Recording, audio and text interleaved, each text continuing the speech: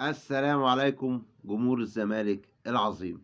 ألف مليون مبروك الفوز النهارده على حرس الحدود بثلاثية ناصر منسي وحسام عبد المجيد، وأول أهداف أحمد بالحاج. وإن شاء الله نتمنى الزمالك يستمر في سلسلة الانتصارات اللي بدأها من ماتش البنك الأهلي، لأن إحنا هدفنا السنة دي المركز الثاني. طبعا بعد المنافسة على الدوري بقت طبعا مستحيلة، مش شبه مستحيلة، مستحيلة.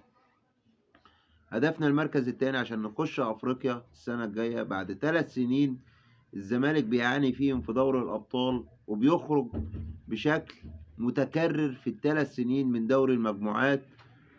ونتمنى إن شاء الله الزمالك لما يخش أفريقيا السنة الجاية نعمل حاجة كويسة ونرجع أفريقيا تاني اللي هي غايبة عننا من 2002.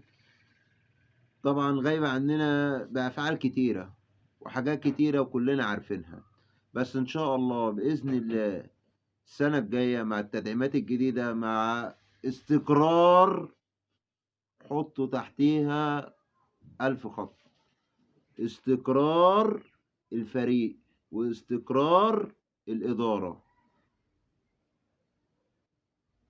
أنا بطالب الدولة المصرية،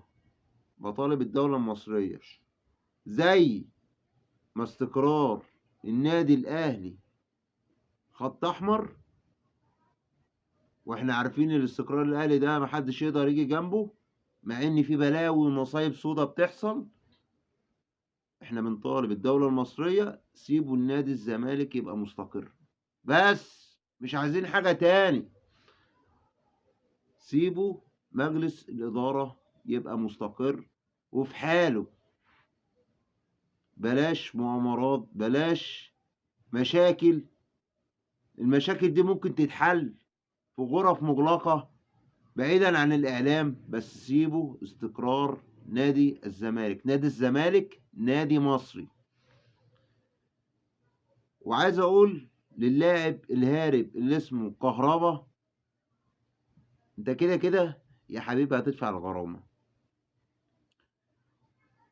ال60 يوم ما بدأوش، ال60 يوم بدأوا، وما كده كده الغرامة هتدفع، بس كل ما بتتأخر كل ما الفايدة بتزيد والفلوس بتزيد، واحنا بنشغل فلوسنا معاك يا كهروب يا نيني نيني. وألف مليون مبروك الفوز تاني لنادي الزمالك النهارده. الزمالك طبعا يعني مش واو جدا، بس الحمد لله أهم حاجة المكسب.